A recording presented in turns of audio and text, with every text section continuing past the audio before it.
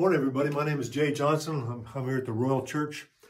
A couple of days ago, we talked about the importance of the gifts of the Spirit. We talked about that, discussed that at length. Now we're going to talk today a little bit about a follow-up, and that's the fruit of the Spirit. You'll see here, fruit of the Spirit. This is from Galatians chapter 5, verses 22 and 23. This is the passage that covers those nine fruits of the Spirit.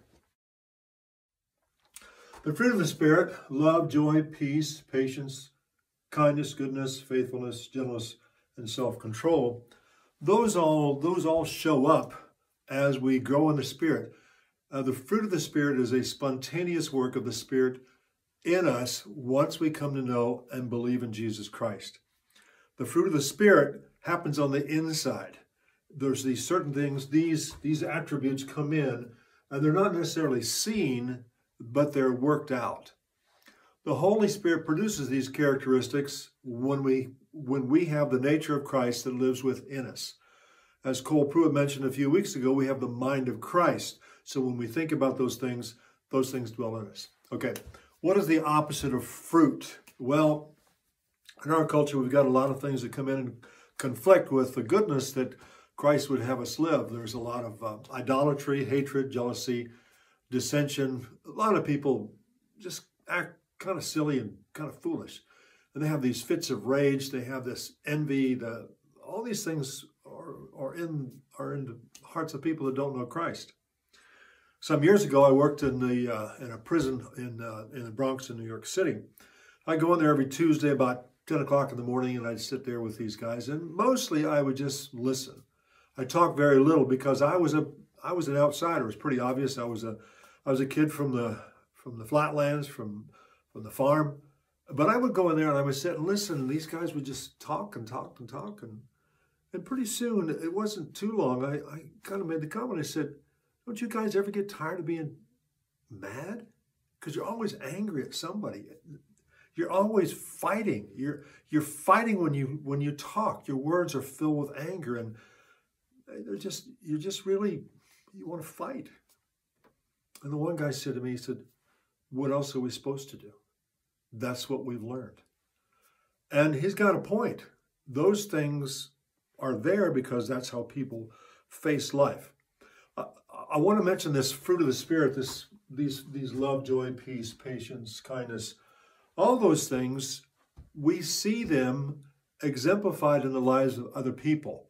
When we see them in the lives of other people, we watch. As little kids, we watch and we go, that's what I like. I like that aspect about their lives.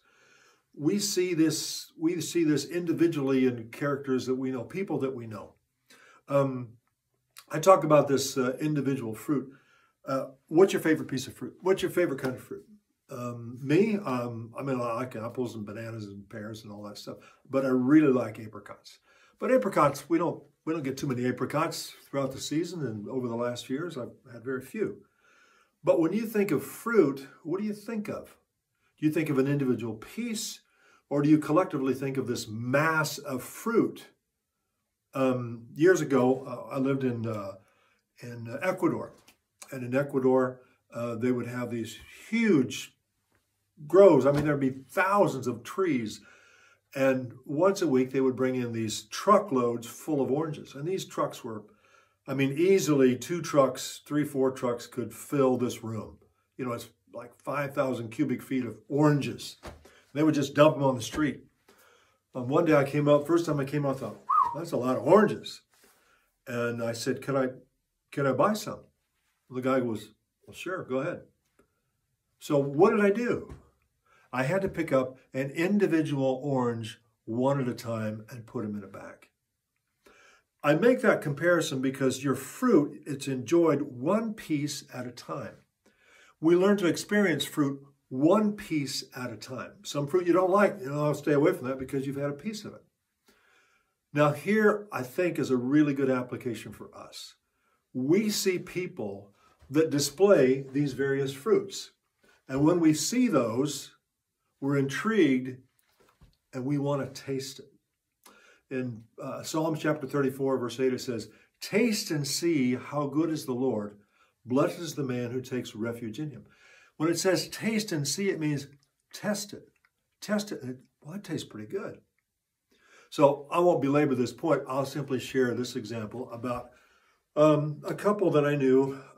Actually, I never knew the husband, but I knew the wife. And when I met her, she was fairly up in age. She was in her 80s, but she shared this story with me. Her name was Irene, and Irene was married to a man named James, and James was the love of her life. And she spoke these examples of love, which I'm going to get to, but that's the fruit of her life was the love that the Lord gave her for this man. Now, James was crippled, and he couldn't walk. He had difficulty moving around. And her family came to her and said, Irene, why are you going to marry him? I mean, you could do better than him. And she said, no, I couldn't, because he's the man who touches my heart with his love for Christ. And she told me this story about James. They lived in a tiny little town along the Illinois River, and very poor town. They lived in very difficult times. This is in the 40s, and they had a store. And in this store, James, he bought things. He brought it in, and he sold these commodities, dry goods, and some. I don't know, he sold ice cream. And one day, it was in the middle of the summer. I'm not sure what year it was, but he had this compassion on these kids. He just loved kids. They couldn't have the family that they would have liked to have had, but James loved these children. And so one day he said, this kid came into the store, very small store, and he was always touch and go as far as making a profit, because he took people's credit. People left credit with him, and he would deliver food to them. They would come by, and he was always barely keeping a nose above the water. And so one day these kids came in. He said to one boy, he said, I've got a problem here in the store. The problem is I got this ice cream in the freezer, and it's going bad, and I need to get rid of it. Do you know anybody around here that could help me out and sort of get rid of some of this ice cream? This kid was like, whoa, I could do that. Sure. He says, well, why don't you go get some of your friends, and because we got to move it out, because it's getting old. Well, it wasn't getting old. He just knew that these kids were too poor. They didn't have any resources to buy ice cream, because that was a luxury back in that day. And so pretty soon there was this wave of kids that came in. I'm talking maybe 15 or 20 kids. It was a little town. And so these kids came in, and they were eating the ice cream, and Irene came in and said, James, what are you doing? And after the kids left, he said, they needed to know that they're cared for and that they're loved. And don't we love them? And as Irene told me this story years later, she wept with tears of joy that she had from her husband. And she thought about his kindness. And she said, that's why I married him. All this to say, God gives us these opportunities to serve him through the fruit of the Spirit, which people come up, they see in us, and they say, I'd like to take a piece of that fruit of the Spirit and taste and see. And that is what you do. Thanks for coming today. I appreciate your time. I hope you're encouraged. If you have any questions, please consider what it says in Ephesians chapter 4, Romans chapter 12, and 1 Corinthians chapter 12 as well.